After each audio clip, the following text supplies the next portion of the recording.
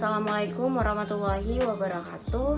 Salam sejahtera bagi kita semua. Perkenalkan, nama saya Inka Mila Rizky dengan NIM 0704 13 81 82 3173. Oke, di pembahasan pertama ini nih saya akan menjelaskan terkait pengertian kebijakan publik dan juga globalisasi. Seperti apa sih pengertian dari kebijakan publik itu sendiri, serta globalisasi seperti apa juga pengertiannya. Lalu teman-teman, di sini mungkin saya akan mulai dari pengertian yang ditawarkan oleh Leo Agustino, di mana beliau mengatakan bahwa kebijakan publik itu merupakan serangkaian tindakan ataupun kegiatan yang diusulkan oleh seseorang, kelompok, ataupun pemerintah dalam satu lingkungan tertentu, di mana terdapat kesulitan, kesempatan, di mana kebijakan tersebut nanti diharapkan kita dapat mencapai tujuan apa yang kemudian kita harapkan. Nah, dari pengertian ini teman-teman dapat dipahami secara bersama bahwasanya kepentingan publik itu berangkat dari sistem lingkungan yang ada, ya, berangkat dari kesulitan-kesulitan dalam hal ini masalah, dan juga kesempatan-kesempatan dalam hal ini berupa tuntutan. Dan kemudian dalam kebijakan publik itu sendiri yang dikeluarkan oleh pemerintah tentunya tidak terlepas dari tuntutan dan dukungan masyarakat yang nantinya dikemas dan diimplementasikan oleh masyarakat. Nah, dari klausa yang dihadirkan, kita tahu nih bahwasanya kebijakan publik itu tidak langsung pure keluar gitu, tetapi ada basis-basis poin tertentu yang nanti akan coba diagendakan dan diformulasikan di lembaga terkait, dalam hal ini Dewan Perwakilan Rakyat atau pihak legislasi, di mana kebijakan yang diagendakan atau diformulasikan itu berdasarkan tuntutan, teman-teman. Tuntutan di sini kalau dalam sistem politik kita tahu ya, ada yang input dan output. Input berupa tuntutan dan dukungan, dan output itu berupa kebijakan. Nah, untuk mencapai proses output tentu kita harus melewati inputnya terlebih dahulu. Jadi tuntutan ini berupa masalah yang masyarakat sendiri tidak merasa ini merepresentasikan kepentingan mereka, seperti itu. Maka kemudian masalah ini diangkat menjadi isu oleh beberapa kelompok, ya teman-teman, digandeng beberapa kelompok seperti NGO atau LSM terkait yang pro terhadap kepentingan tersebut, dan kemudian nanti diagendakan, diformulasikan kebijakan tersebut dan disampaikan kepada pihak legislasi, dan legislasi yang akan memformulasikannya dan juga mengeluarkannya. Nanti kebijakan tersebut yang keluar diimplementasikanlah oleh masyarakat.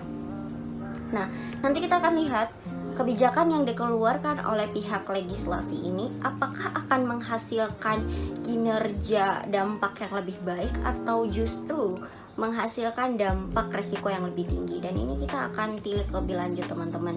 Dan ketika dampak yang dihasilkan itu lebih tinggi, maka kita berhak gitu kan untuk mengadukan kembali masalah tersebut, dan nanti akan dievaluasi kebijakannya oleh pihak legislasi dan diformulasikan sesuai dengan tahap-tahapnya dari awal sampai akhir. Nah, yang paling terpenting nih teman-teman, yang paling harus kita notice sekali adalah kebijakan yang sebelumnya berangkat dari masalah dan orientasinya kepentingan publik. Publik menjadi klausa yang paling penting dihadirkan di dalam pembahasan ini, karena publik dalam hal ini adalah masyarakat, dan masyarakat itu harus direpresentasikan kepentingan mereka oleh pihak legislasi atau pihak yang berwenang gitu. Dan seperti yang saya katakan di awal, teman-teman, bahwasanya mereka memang berangkat dari masalah yang ada. Masalah ini kenapa ada? Karena mereka merasakan kebijakan yang dikeluarkan atau ditentukan oleh pihak legislasi itu tidak mampu menjawab kepentingan mereka ataupun tidak mampu merepresentasikan kepentingan publik itu sendiri, maka timbullah masalah. Seperti itu kira-kira. Dan kemudian teman-teman, di sini kita beralih ke pembahasan kedua ya. Ini globalisasi. Seperti apa sih globalisasi gitu? Saya yakin sekali teman-teman di luar dan juga teman-teman media di sini sudah sangat akrab dengan globalisasi, bahkan tahu lebih ya tentang globalisasi. Tapi di sini saya hanya ingin mengulas kembali ya, bahwasanya di sini saya berangkat dari asumsi George Ritzer yang menawarkan pengertiannya terkait globalisasi. Beliau bilang bahwasanya globalisasi itu sebagai proses penyebaran kebiasaan-kebiasaan yang mendunia, ekspansi hubungan yang melintasi benua, organisasi kehidupan pada skala global, dan pertumbuhan dari sebuah kesadaran global bersama.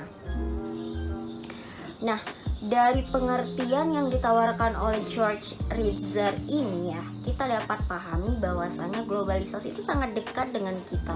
Globalisasi itu tidak tampak abstraktif sifatnya, tapi kita bisa merasakan hasil dari globalisasi itu sendiri, teman-teman. Nah, jadi kalau kita tilik ya dari katanya globalisasi ya. Nah, kalau kita Indonesia kan artinya adalah sesuatu yang mendunia atau sesuatu yang global ya, seperti itu. Dan ini sangat dekat tentunya dengan kehidupan sehari-hari kita, seperti teknologi digital yang sekarang kita sudah sangat akrab sekali dengan teknologi tersebut, dan kemudian banyak produk globalisasi lainnya yang sangat abstraktif sekali. Salah satunya mungkin dalam tatanan global adalah kerjasama perdagangan, terbentuknya organisasi. Kalau di pemerintahan domestik mungkin tata kelola atau governance-nya itu lebih disesuaikan dengan era globalisasi. Dan tentunya kita tidak bisa melepaskan globalisasi dari segala lini kehidupan kita, karena globalisasi itu harus kita sambut dan kita filterisasi gitu. Kita sebagai subjek itu tidak mampu menolaknya gitu. Memang tidak terbendungkan lagi kehadirannya di sektor kehidupan kita, teman-teman. Nah, jadi secara singkat, globalisasi itu adalah terintegrasinya seluruh aspek kehidupan manusia, mulai dari ekonomi, informasi, sistem politik, dan budaya. Dan menarik nih, ketika kita membahas tentang globalisasi, tidak hanya informasi, bahwa ternyata ekonomi, politik, budaya juga mengalami transformasi, di mana harus menyesuaikan dengan era globalisasi yang ada, teman-teman. Nah, kalau ekonomi, kita lihat dalam kontestasi internasional ya, gitu. Kalau ekonomi ini bersinergisnya antara satu negara dengan negara lainnya, baik melakukan hubungan bilateral, multilateral dalam rangka perdagangan internasional. Artinya negara-negara itu sudah tidak lagi hidup di zaman perang. Negara sudah membuka mata dengan melihat bahwa globalisasi itu memang harus diterima, seperti itu, demi kemajuan bangsa gitu. Tapi tergantung nanti negaranya apakah mampu mengelola globalisasi tersebut gitu. Jadi globalisasi ini tidak patut juga kita salahkan akan kehadirannya, tapi justru kita sebagai subjek harus pintar dalam mengadopsikan kebijakan seperti apa nantinya yang akan kita pilih untuk menghadapi globalisasi ini. Nah, selain itu juga ada sistem politik ya, bahwa kita tahu sistem politik sekarang juga udah modern sekali, udah terglobalisasi sekali. Dan budaya, kita nggak bisa pungkiri juga kalau budaya ini juga mampu gitu kan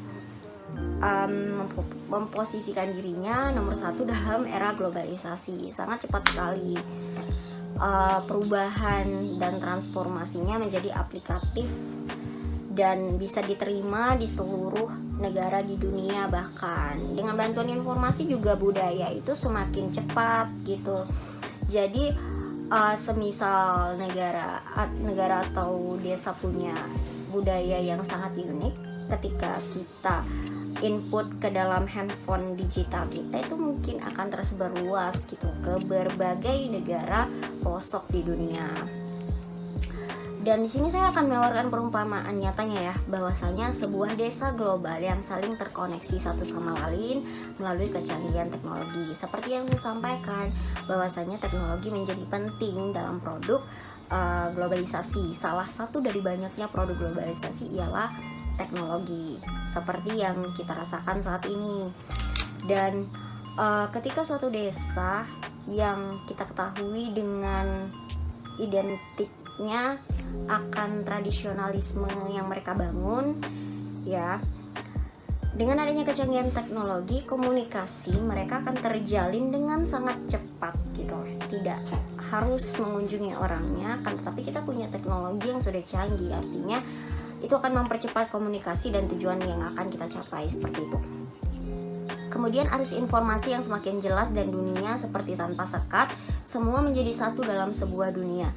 Nah, ini benar adanya teman-teman, bahwasanya informasi ini membuat kita menjadi satu dunia gitu. Contohnya adalah ketika kita negara yang berbeda dengan negara yang lain. Indonesia berbeda dengan negara A, negara B, tapi kita satu dunia, seperti tidak ada sekat, tidak terborderless.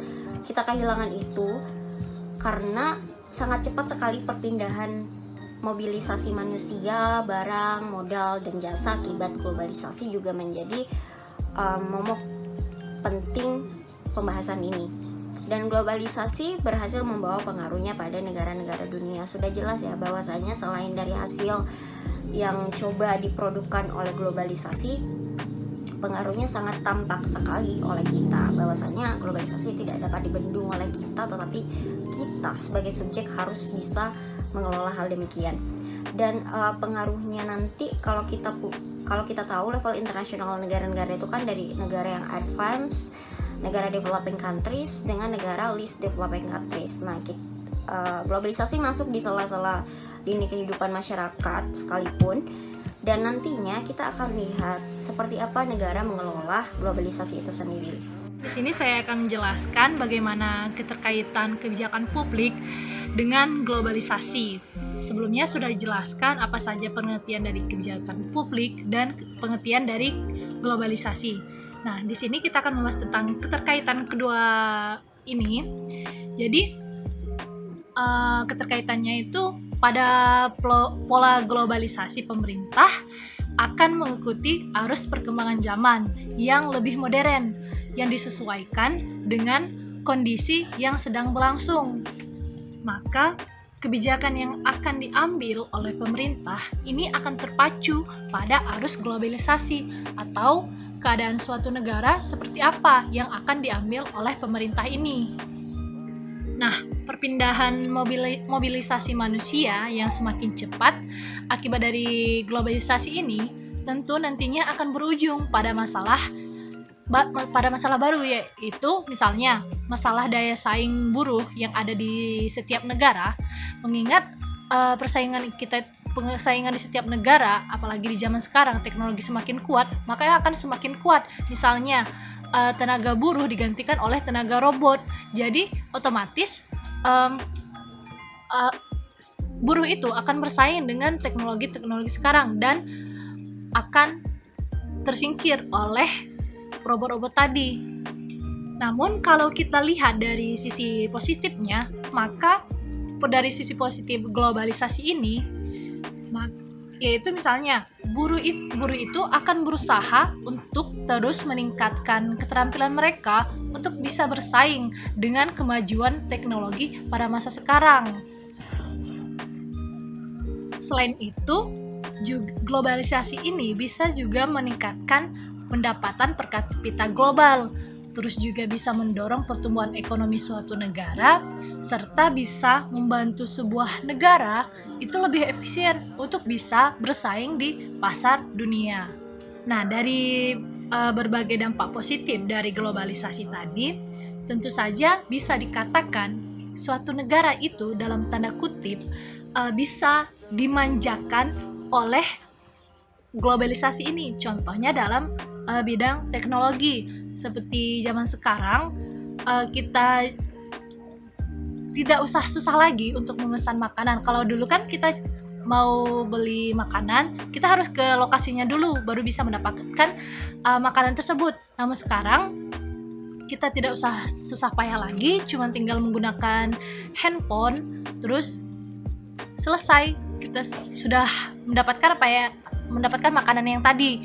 Nah, tapi kalau pemerintah ini tidak bijak dalam menyikapi arus globalisasi, justru ini bisa saja menimbulkan masalah baru bagi negara tersebut, atau bisa dikatakan menjadi bumerang bagi negara itu. Baiklah, sebelum itu perkenalkan, saya Kanita Virasari. Di sini saya akan menjelaskan pengertian dari kebijakan publik dan pengertian dari sound governance. Jadi, apa sih pengertian dari kebijakan publik itu dan apa sih pengertian dari sound governance itu sendiri? Jadi, menurut Kamus Cambridge, pengertian dari kebijakan publik itu sendiri adalah sebuah kebijakan yang dikeluarkan oleh pemerintah yang dapat mempengaruhi semua orang yang ada di dalam suatu negara maupun negara bagian atau sering disebut kebijakan secara umum. Jadi maksud dari pengertian ini, pemerintah itu dan decision-nya sangat dibutuhkan dan sangat diperlukan serta dipertaruhkan keberadaannya. Sedangkan pengertian dari sound governance itu adalah sebuah turunan atau penyempurnaan dari kajian good governance. Di sini saya akan menyebutkan ada 3 pilar dari good governance itu sendiri, antara lain pemerintah, masyarakat, dan pihak swasta. Sedangkan sound governance itu meliputi pemerintah, masyarakat, pihak swasta, dan organisasi internasional. Jadi, konsep ini mengapa lahir? Konsep ini itu lahir karena dirasa kurang sempurna dan kurang tepat pada era globalisasi saat ini. Jadi, yang diharapkan dari terbentuknya kebijakan publik itu dan penyempurnaan kebijakan publik itu dikarenakan harus sesuai dengan era kita saat ini, yaitu era globalisasi dengan penambahan organisasi internasional. Lalu dalam hal ini akan mendekatkan pada harapan yang lebih baik lagi, yang untuk kedepannya itu pemerintahan itu harus lebih baik dari sebelumnya, dan konsep ini menginginkan hal tersebut agar menjadi kebijakan yang adil dan pemerintahan yang adil.